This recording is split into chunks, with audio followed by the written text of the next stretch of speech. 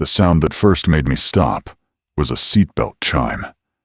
It was coming from level 5, somewhere out past the yellow concrete columns where the open side of the garage faced the river, and the city lights thinned into warehouse roofs and dark water. Overnight garages are never entirely quiet. Even when traffic falls away, there is always some mechanical remainder. Fans cycling, drainage ticking into trench grates, elevator relays clicking in the shaft, a distant car alarm that cannot commit to becoming a problem. But a seatbelt chime has a human rhythm to it. Short pause, 2 notes, silence, then the same reminder again, patient and domestic, as if somebody's ordinary life were still trying to continue in the wrong place. I had been walking my usual inspection route with a flashlight and a clipboard, checking the east stairwell smoke doors and making notes about a damp patch near the level 3 expansion joint.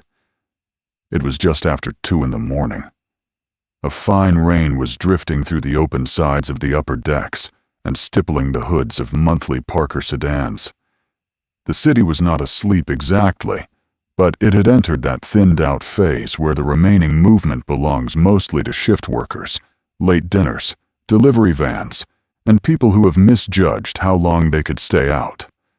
The chime was coming from a silver crossover parked badly across 2 spaces. That, by itself, was unusual enough for me to notice. People who park overnight in municipal garages tend to do one of 2 things. They either slide into a space very neatly because they expect to be back before sunrise and don't want trouble, or they leave in obvious haste, angled wrong, half over the line, as if the act of parking had been only the last small administrative burden in a day of larger ones. This crossover belonged to the second category. Front wheels turned too far left, one rear tire up on the stop, driver's side window halfway down in cold rain. The engine was off. The headlights were off. But the dash was still alive, and every few seconds, the chime sounded again through the damp dark. I came up to it slowly, mostly because garage work teaches you not to surprise people in enclosed places. I swept my flashlight down first, not into the cabin. Shoes matter. If someone is asleep, shoes tell you whether they'll wake embarrassed, frightened, or angry. What I saw was a woman's work shoe lying on its side in the footwell, and a hospital parking receipt stuck to the wet concrete just outside the door. No one was in the driver's seat. No one was in the back. A canvas tote had spilled open on the passenger side. I could see a disposable stethoscope, 2 granola bars, a pair of folded blue scrubs, and a water bottle with the cap missing. The seatbelt was buckled behind the empty driver's seat. That was why it kept chiming. I stood there for a moment with rain cooling the back of my neck and looked down the row in both directions. The whole level had that washed-out concrete smell garages get in wet weather. Dust, oil residue, damp metal, the faint mineral scent of rainwater running through old parking decks. Beyond the guard wall, the city looked ordinary. Red signals cycling at empty intersections, a train light moving slowly along the freight line. Nothing theatrical. Nothing that said the night had changed. Still, I wrote down the plate number. Then I bent, picked up the hospital receipt, and noticed the time stamped on it. 1:14 a.m. I looked at my watch. 2:07. Whatever had happened to the driver had happened recently. That was the first thing. The second thing was that I found 3 more cars like it before dawn. My name is Adrian Wells, and at the time all this started, I was 43 years old and worked overnight operations at Harbor Civic Garage, a municipal parking structure on the edge of the downtown core. Officially, I was the structure and systems supervisor, which sounds more impressive than the daily truth. The daily truth was that I took care of a 7-level reinforced concrete garage built 15 years earlier as part of a mixed-use public complex nobody loved until they needed it. The building served the courthouse, a riverfront conference center, a city office annex, a medical office building 2 blocks west, and whatever else downtown happened to be doing that week. If there was a charity breakfast, I knew it from the ticket volume. If there was a flood warning, I knew it from how quickly Level 1 emptied. If there was a youth volleyball tournament at the convention hall, I knew it because every family SUV in the county somehow arrived at the same hour. I liked the work more than most people would have guessed.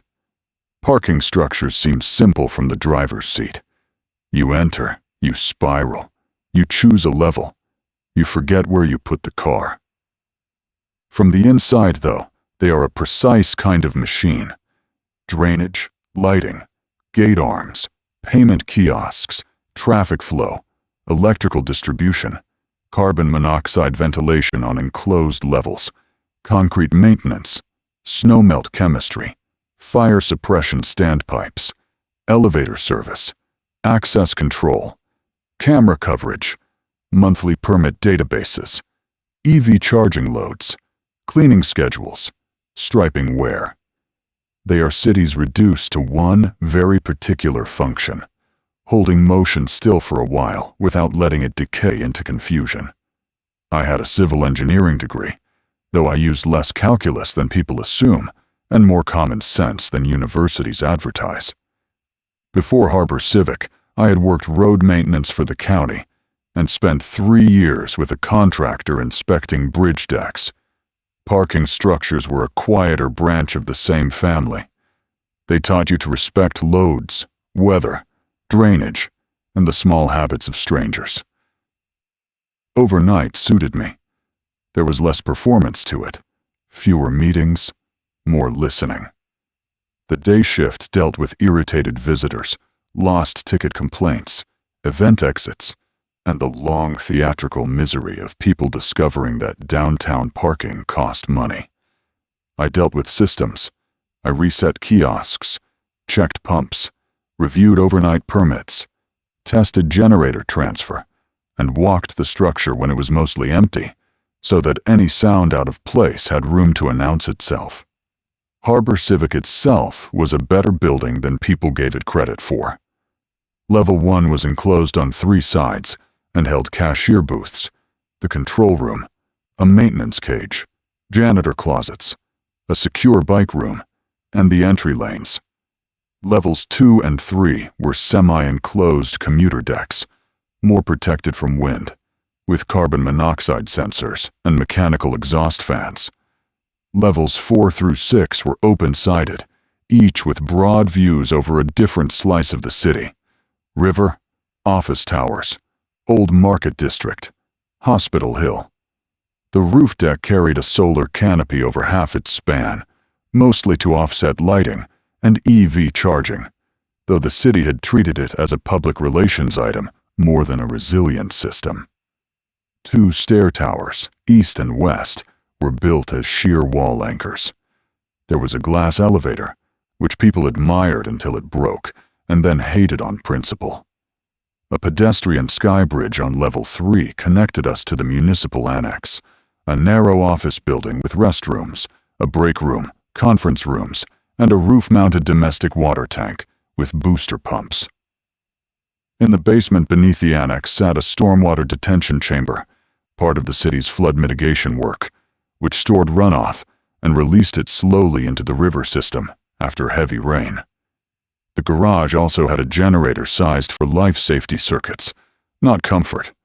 Gates, emergency lighting, elevator recall, pump controls, a few outlets in the operations room. In ordinary life, that all meant convenience. Later, it meant something else. At 3:30 that same morning, the 4th strange vehicle arrived. This one I watched in person from level 4 near the south ramp. It was a white compact sedan, coming in too fast for wet concrete, tires whispering against the surface in a way that made me turn before I heard the engine. The driver missed the first empty row, corrected too sharply, and pulled into a disabled access space without looking at the blue paint. He got out with the engine still running and left the door open. He was wearing a visitor badge from St. Cora Medical Center. He stood beside the car for a second, as if trying to remember the next step in a sequence he had performed his whole adult life. Then he put both hands flat on the roof and lowered his head. I started toward him. When I was about 20 feet away, he lifted his face and looked at me. I can still remember the expression, because it was not aggressive, not pleading, not even especially confused. It was simply delayed, like a person trying to listen through heavy walls. "You all right?" I asked. He nodded once. "You need an ambulance?" Another pause. Then he said, "No more hospitals." His voice was hoarse and stripped down, not dramatic, just used up. Rain had dampened his hair across the forehead. His collar was soaked. One sleeve bore a brownish smear I did not examine closely. What caught my attention most, though, was his eyes. They were open wider than comfort required, and in the half-minute I stood there, he did not blink at all. I have no formal training in medicine, but any job teaches you a handful of signs. Construction had taught me what dehydration looks like in August. County roads had taught me how fatigue affects reaction time. Garage work had taught me that if a driver exits a vehicle and fails to close the door, their thinking is not in order. "Let's get you sitting down," I said. He turned, looked into the back seat as though surprised by its existence, and then walked away from the car toward the stairwell instead. Not ran. Walked. I followed for 3 steps, then stopped. This is something I have had to explain to people afterward, who imagine that calm decisions emerge from bold conviction. They usually don't. Often they emerge from 2 or 3 unsatisfying facts lining up at once. It was the middle of the night. I was alone on that level. I had already seen several abandoned vehicles connected to hospital traffic. The man was feverish, or injured, or both. I had no reason to believe getting within arm's reach would improve his condition. So I let him go into the stairwell, radioed security downstairs, and called the police non-emergency line. No one answered for 4 minutes. That was long enough for me to understand the city was already behind. By sunrise, I had a notebook page full of details that did not belong together unless they meant something larger. 4 recently abandoned vehicles, 3 tied to hospital traffic. 2 drivers with visible fever signs. 1 fair-share car left crosswise in the level 1 pickup lane, with vomit bags in the passenger footwell. A monthly parker from the courthouse, a woman I knew by face only, coming in at 5:12 a.m. and asking if the upper levels were open because everywhere else feels wrong. A city alert on my phone advising residents to avoid emergency departments except for life-threatening conditions. Then, at 6:40, the final piece I needed, an automated message from the Municipal Traffic Division noting multiple downtown intersections running on flash due to unattended vehicle incidents. Unattended vehicle incidents. That was not a phrase people use when the morning is going to improve. At 7:15, Malik came on shift. Malik Turner was our night security supervisor, in the sense that his contract said security, and his actual function covered at least 6 categories of useful human presence. He handled lost children at conventions, people sleeping in stairwells, domestic arguments that spilled into the lot, water leaks from the annex, and any situation requiring a calm voice from a tall man in a navy jacket. He had worked private security, transit enforcement, and school facilities before settling into the garage, because, as he once told me, cars are easier than people, and people near cars are easier than people inside meetings. He walked into the control room with a paper cup of gas station coffee and found me comparing license plates against entry records. "You look like concrete has disappointed you," he said. "Cars," I said, "not concrete."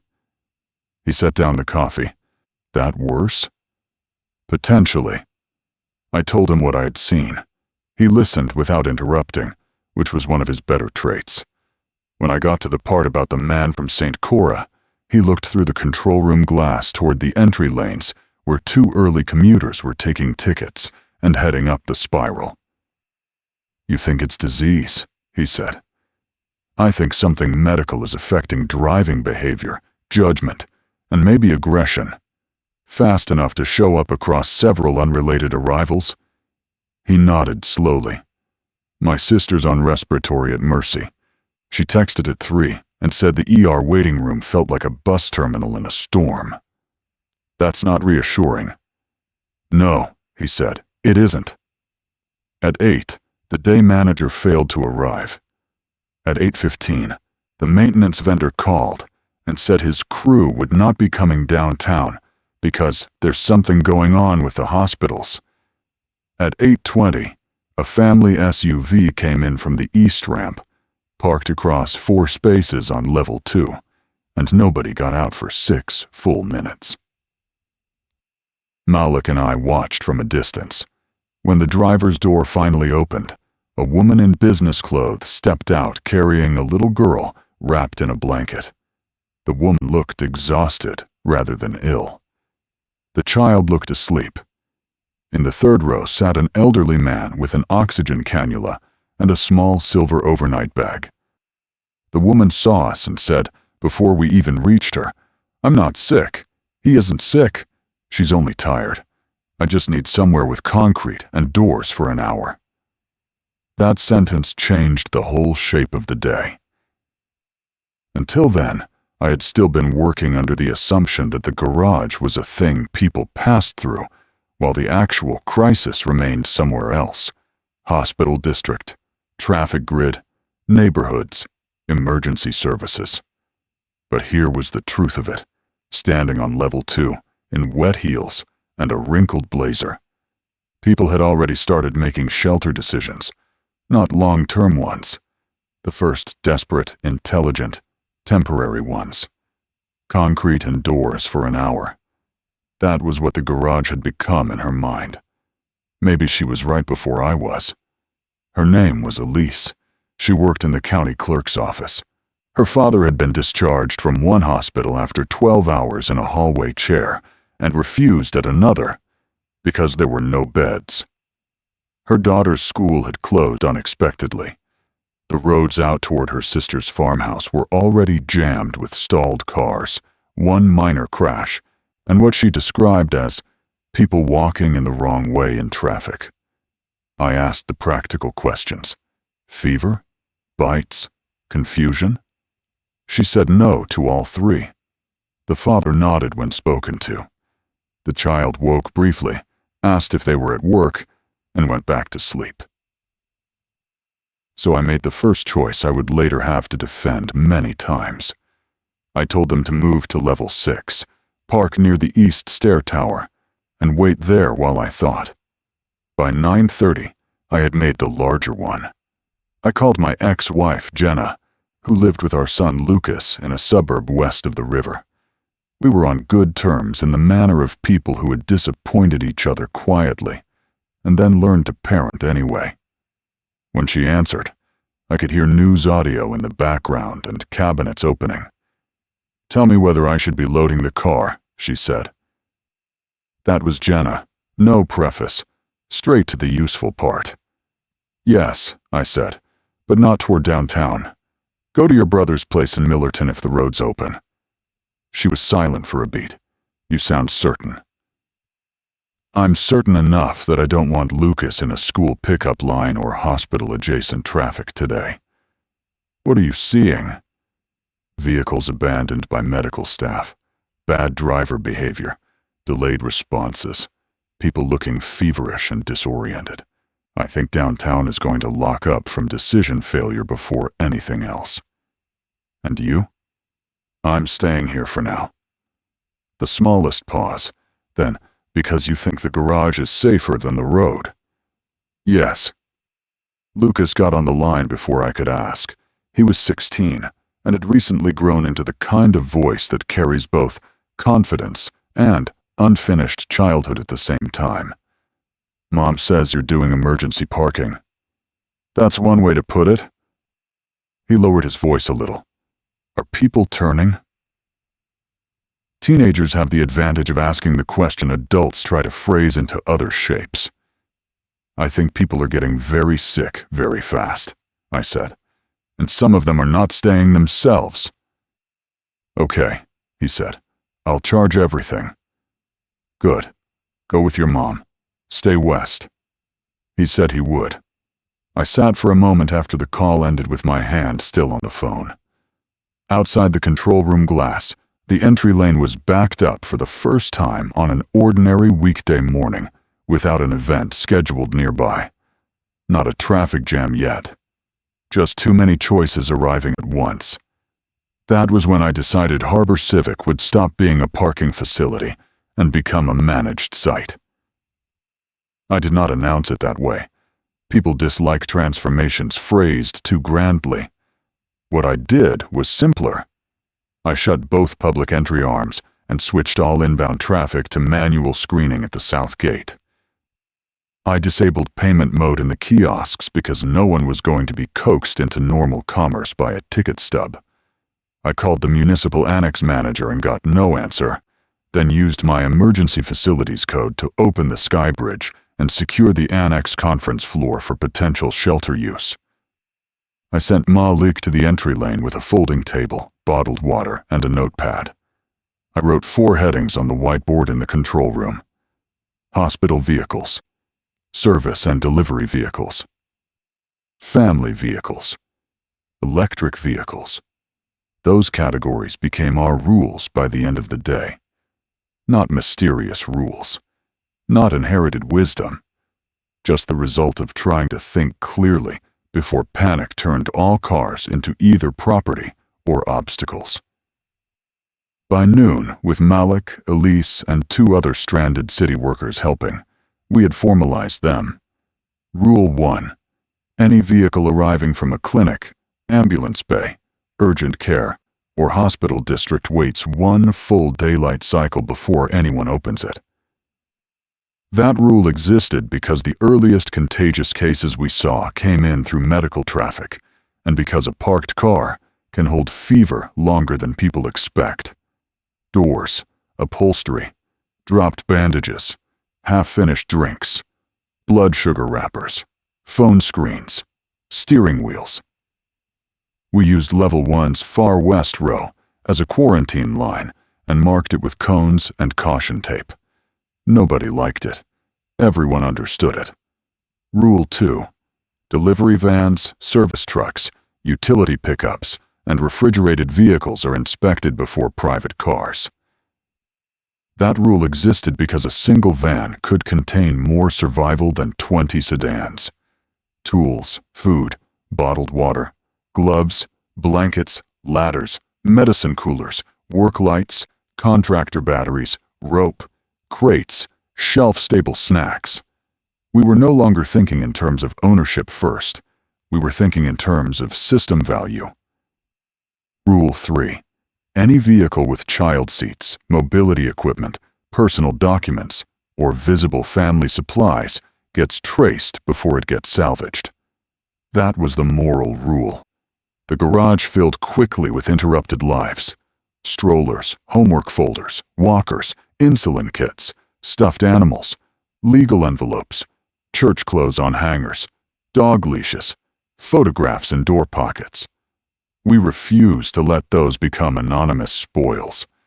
If there was any reasonable chance the owners had reached another shelter, we logged the vehicle and held it. Rule 4. Any electric vehicle above half charge belongs to the building until transport needs are decided collectively. That was the hardest one and the smartest. Modern garages already know how much power a parked car can represent. They just think in billing terms. We started thinking in lighting, radios, freezers, tool charging, medical equipment, and communication. If a vehicle could power the living, it stopped being only a promise of escape. Those 4 rules saved us more trouble than anything else we did that first week. By evening, Harbor Civic held 32 people. Not all residents. Some only needed to rest, sort themselves, and move on while roads still allowed it. But enough remained that the building's latent possibilities began to matter. The annex conference floor became our living area first because it had carpet, operable restrooms, a kitchenette, and windows narrow enough to comfort without exposing much. The garage itself became our working body.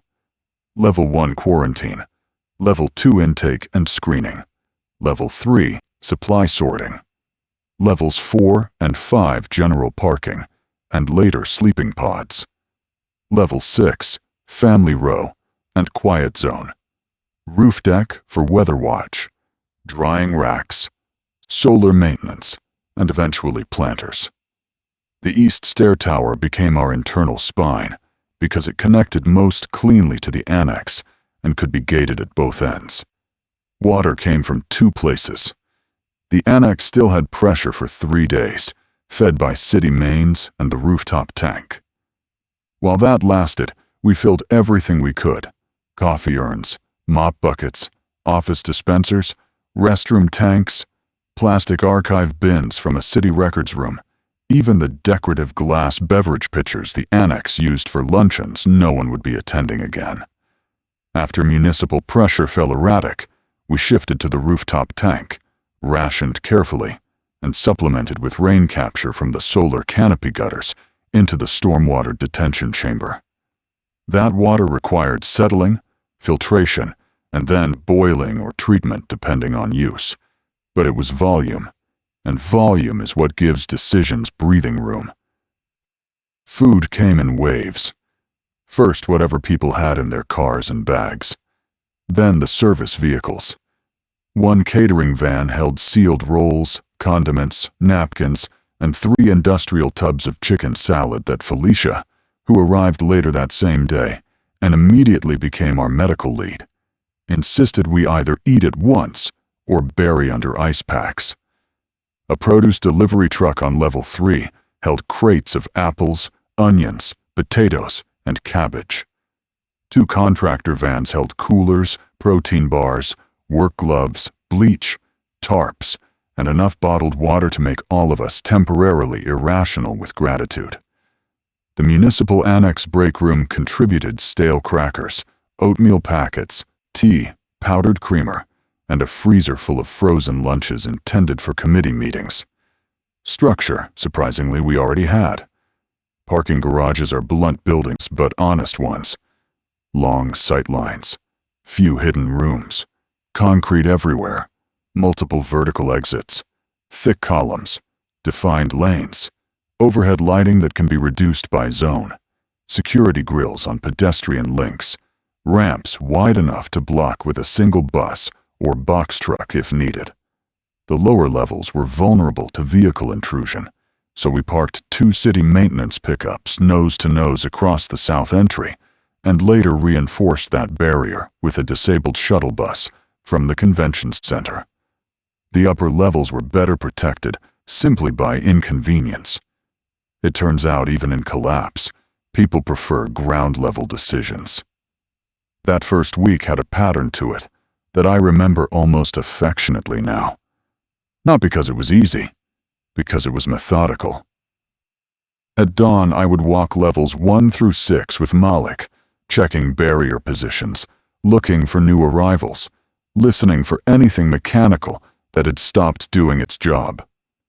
On the lower decks, we cracked doors carefully with improvised hooks and long poles if quarantined vehicles had to be inspected. On the middle decks, Rosa, one of the annex administrative assistants who had been trapped by the bridge closure and turned out to be better at inventory than most software, logged every useful item taken from service vehicles. On level 6, Elise and 2 retired teachers from a stranded conference bus kept family spaces orderly in a way that prevented the whole floor from turning into a camp of loose blankets and unresolved feelings. Felicia ran medical from Conference Room B in the annex. She had arrived at dusk on day 1, wearing hospital scrubs under a winter coat and carrying a canvas trauma bag, 3 electrolyte boxes, and a look I have since recognized as professional fatigue, stripped down to its useful core. She had been a paramedic with the county EMS contractor. When one of our volunteers asked if things were really that bad, she answered by asking for scissors, soap, clean water, and a lockable cabinet. That was enough. Theo, a produce wholesaler who had been delivering to the market district when downtown started seizing up, became food logistics by temperament rather than appointment. He could look at 50 pounds of onions, 6 trays of sandwich rolls, 3 coolers of yogurt, and 23 anxious adults, and tell you not only how long that would last, but what sequence of meals would preserve morale. Gray, an electrician from the conference center, turned out to know far more about inverters and temporary power than the city had ever paid him for.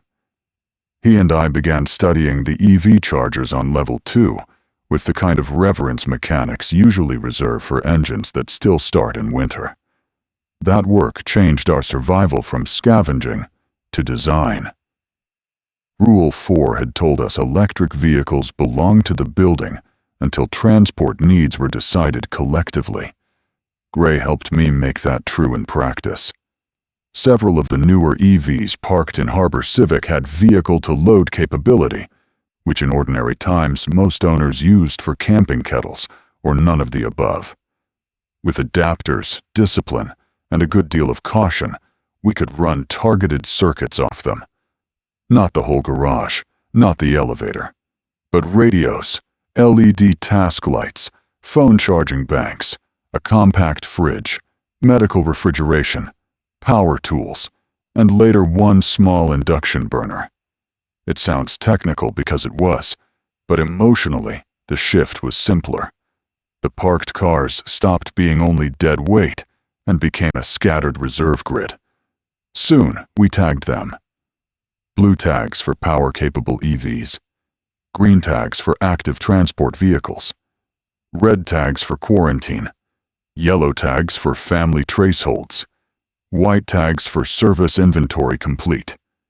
That color system spread across the decks like a second kind of traffic pattern. Routine deepened.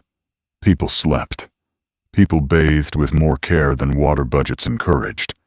People ate with the concentration hungry adults do when they are trying not to frighten children. The city beyond us remained inconsistent. Some blocks still had power. Some did not.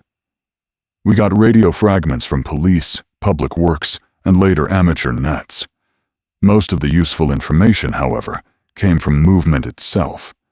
Which vehicles still arrived, which didn't, what they carried, how tired the drivers looked. That is one of the quieter truths of outbreaks in infrastructure-rich places. The road system talks before the news does. By day 4, we knew hospitals were no longer functioning normally because so many staff cars appeared in our quarantine row, with badges, disposable gowns, or shoe covers left inside. By day 5, we knew the southern suburbs had become sheltering zones because minivans arriving from that direction carried coolers, pet carriers, and plastic bins labeled by room. By day 6, we knew the river bridges were effectively deciding class and geography all at once, because the westbound families who made it through tended to arrive in older, more carefully packed vehicles, while the downtown spillover came in newer cars, left with chargers plugged into nothing, and handbags on passenger seats, as if the owners meant to return in 10 minutes. We did not judge. We sorted. That became my work more than any wrench or spreadsheet ever had. I had thought for years that parking operations was about temporary storage. It turned out to be about interrupted intention. Every vehicle in that garage had been going somewhere.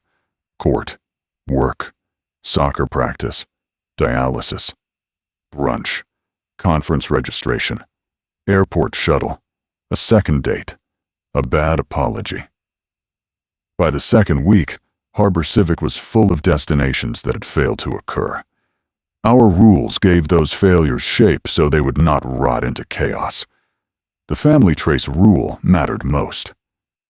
Rosa and I built a ledger with plate numbers, VINs, visible identifiers, contents, and any clues we found in glove compartments or seat pockets that could help match a car to a living person. We were careful with privacy at first out of habit, then less so out of necessity, but never careless. A folded elementary school newsletter, an insurance card, a church parking permit, a prescription bag, a county fair volunteer badge. All of it became part of a network of trying to return vehicles, and with them, parts of interrupted lives, to the people still attached to them. Sometimes it worked beautifully. A yellow-tagged minivan with 2 child seats, a tin of asthma medication, and a dance recital program turned out to belong to a family already sheltered in a middle school gym west of the river. We sent the van with a teacher convoy once roads steadied enough for short runs. Another car held nothing useful but 3 framed photographs wrapped in a sweater and a thick envelope of adoption paperwork. Rosa matched it to a woman who had been sleeping 2 floors above us without knowing her own car had made it into the structure through some mercy of panic traffic and parking automation. Sometimes there was no one to find. In those cases, the yellow tags remained, and the cars became a sort of quiet district of waiting. Life inside the garage matured the way camp life always does when competent people are given enough time to become tired in routines rather than emergencies. We designated the roof deck for morning laundry lines and evening meetings because the wind kept it dry, and the city, from up there, looked less oppressive and more cartographic. Gray and I mounted additional salvaged panels from an environmental demonstration trailer abandoned at the convention center. Tying them into a modest DC storage bank we assembled from parts and good manners. Theo got the roof planters going in old concrete barrier troughs filled with potting soil, leaf compost from the annex landscaping shed, and more onion starts than any one building had a right to claim. Level 4 became workshop and salvage. You could hear tools there all afternoon some days. Socket sets, pry bars, little battery saws, the muted clang of metal storage racks being repurposed into bunks and shelves. Level 5 became mixed sleeping and private space, using vans, SUVs, and curtained conference dividers to give families and older residents something like doors. Level 6 remained the calmest deck, partly because Elise taught children there in the morning, with supplies scavenged from the annex copier room, and partly because people behave better near those who still expect pencils to be used properly. I slept in the control room for the first month. Not because it was comfortable. It wasn't. The sofa was vinyl, the air was too dry, and the wall monitors cast a blue wash over everything after midnight. But from there I could hear the gates, the pumps, the radio, and the elevator fault tone if it decided to fail in the night. Old instincts die slowly. Even after we had enough people to share every duty, I kept wanting to be close to the building's original nervous system. That changed the night Malik found me asleep, sitting up with my boots on, and set a folded blanket over my shoulders before I woke. "You know this place is not going to become more stable because you personally refuse REM sleep," he said the next morning. "That is still under review." "No," he said, "it isn't." So I moved to level 5, to a fleet sedan with intact seals and enough back seat space that, with the front seat pushed forward and a foam pad cut to fit, I could sleep without feeling I'd been filed in a drawer. It sounds bleak when written plainly. It wasn't. A parked car with cracked windows, clean blankets, and a ledge for books can feel surprisingly domestic, especially in a building full of paused journeys. The first major expansion of our system came with buses. Downtown had 2 community shelters operating badly, and one school campus on the west side operating well. The well-run one lacked covered staging and had very limited charging capacity. We had covered staging, a predictable water source, vehicle triage experience, and growing power. So a compromise emerged. Harbor Civic became a transit holding yard and equipment exchange point for selected runs between shelters, clinics, and the West Side Community Farm Network. That changed us from refuge to hub. It also made Rule 2 more important than ever. Delivery and service vehicles were no longer just supply caches. They were templates. Box trucks became partitioned storage rooms. One bakery van, once emptied and cleaned, became a rolling field kitchen. An electrical contractor truck gave us ladders, cable, job boxes, and 3 almost embarrassingly valuable portable battery units. A city parks pickup delivered hand tools, seed, and a reel of irrigation hose that eventually found its way to our rooftop beds. With more movement came more ethical friction. Not everyone agreed with Rule 4 once transportation mattered again. There were people who wanted every charged electric car kept ready for escape, or reserved by previous owners, or traded for favors. I understood the impulse. Roads still represented freedom in everyone's imagination. But the building needed light more often than any one individual needed a dramatic departure. So we kept the rule, with one amendment. Transport needs would be decided collectively twice daily, at morning briefing and evening review, based on medical necessity, family reunification, supply value, and route safety. That turned resentment into process, which is one of the better uses of process. The amendment led to another practice I came to value. Every vehicle we repurposed for pour, storage, or parts got a card tied to the steering wheel noting what had been taken, when, by whose authorization, and for what communal purpose. It was a bookkeeping habit at first. Later it became a moral one. We were not stripping anonymous shells. We were borrowing tomorrow from interrupted plans. I think about that often when people talk too simply about survival. Good survival is rarely just taking. It is taking in ways that remain legible afterward. There were losses, of course.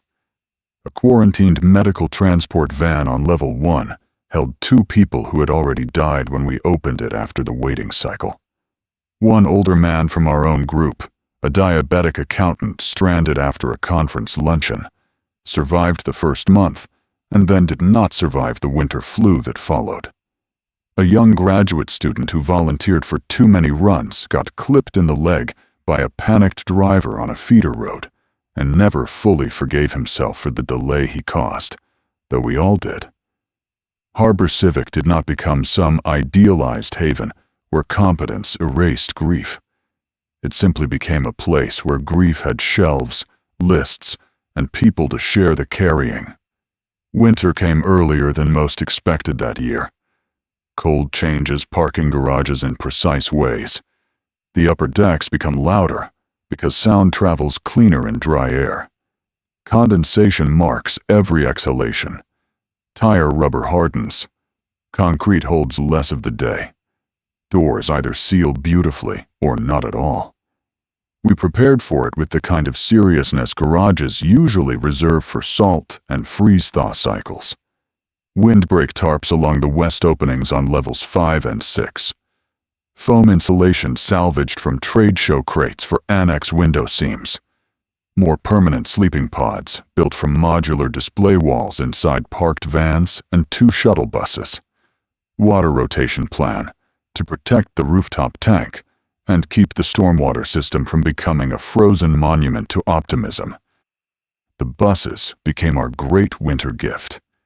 One city shuttle, retired but mechanically sound, was parked crosswise on level 5 and converted into warm sleeping space for elders and families with small children. The second became the quiet bus, a place for reading, mending, schoolwork, and the sort of silent sitting people need when they have heard too much shared breathing. Dell, a retired transit mechanic who joined us in late autumn with 2 tool rolls and a sentence that began, "You all are using those buses wrong," taught us how to maintain block heaters, manage battery banks in the cold, and bleed the heating loops without swearing in front of children.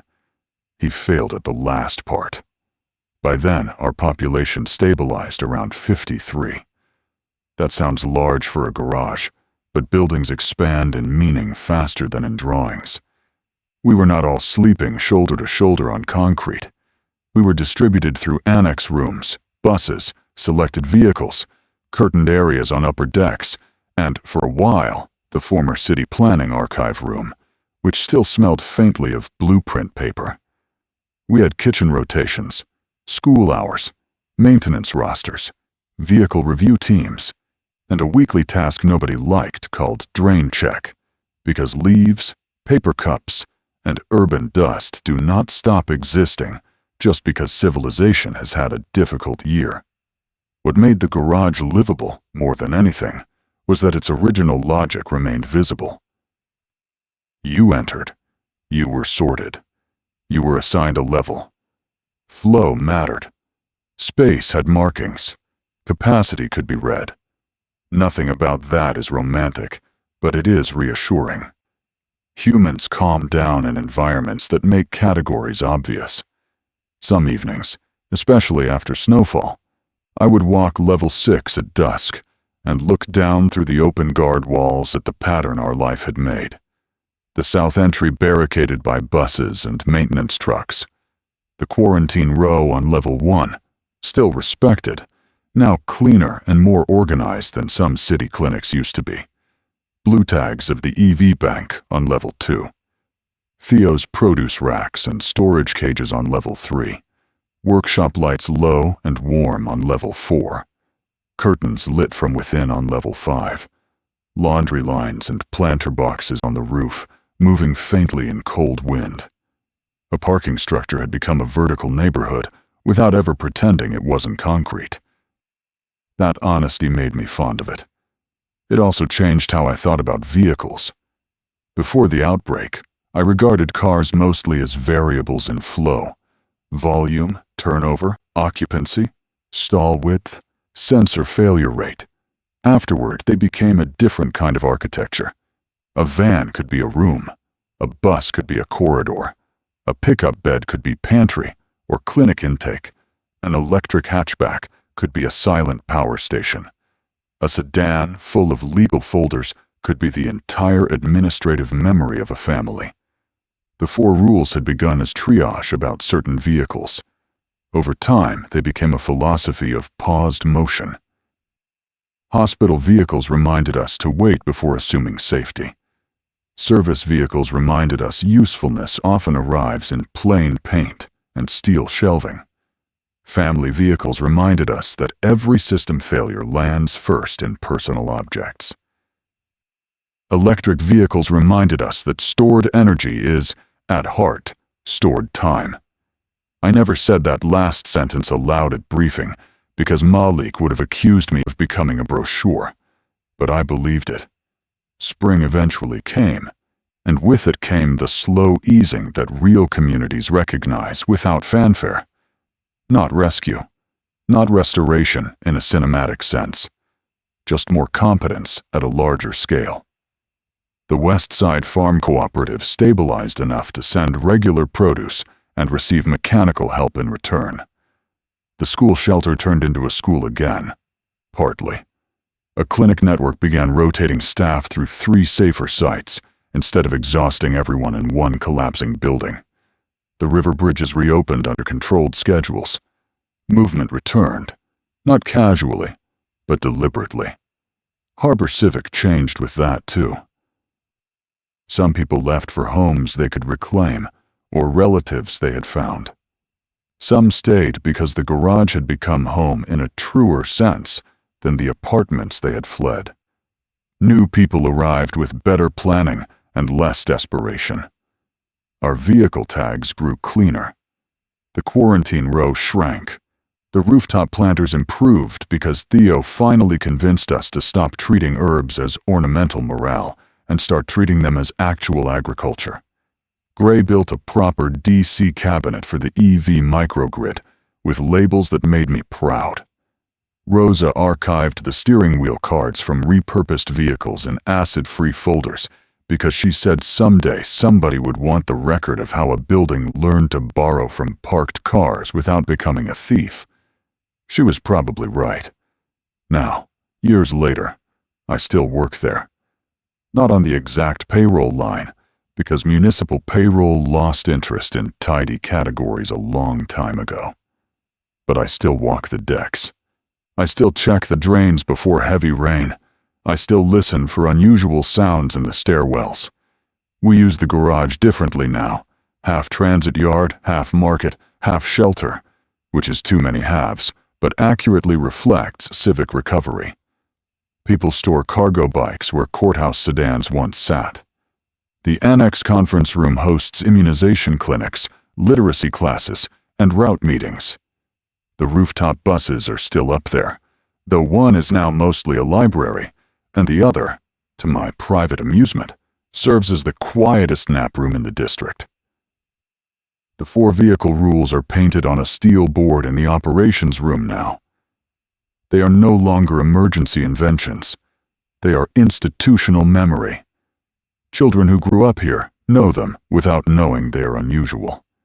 New drivers ask why their electric truck gets a blue tag on arrival. Volunteers learn why some cars are opened immediately and some are not.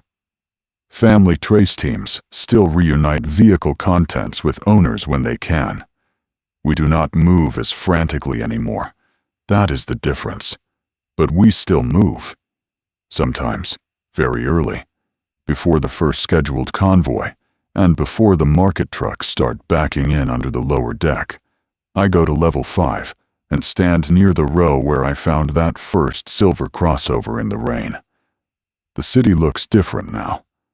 More dark gaps than before, but more gardens too. Fewer commuters, more deliberate trips, less hurry in general. The river still carries its old color in the morning, and the trains still sound like trains, which is a comfort. On damp days, I can almost hear that first seatbelt chime in memory. A small domestic sound in the wrong place. That is how trouble often begins, not with a spectacle, but with a routine system trying to continue after the person inside it has already fallen out of sequence. Maybe that's why I never forgot it. Garages teach you that most of civilization is temporary, stopping made orderly. Lanes, lines, ramps, tags, receipts, handrails, instructions, levels. None of it very glamorous. All of it very necessary. During the outbreak, when so many people thought only in terms of escape or collapse, we ended up surviving in a building designed for neither. A building meant simply to hold people's motion for a while and return it to them later. In the end, that was close enough to shelter. And the rules about certain vehicles, those plain, unsentimental rules we wrote in marker on a whiteboard while the city was still deciding what was wrong, turned out to be less about cars than about how to remain decent when everything around you starts arriving interrupted. Wait before you assume. Check for usefulness. Protect the personal. Share the stored power. That was the whole method, really. Concrete, ramps, rainwater, tagged windshields, charged batteries, and enough patience to let a place become more useful than anyone had designed it to be. That still feels like work I understand.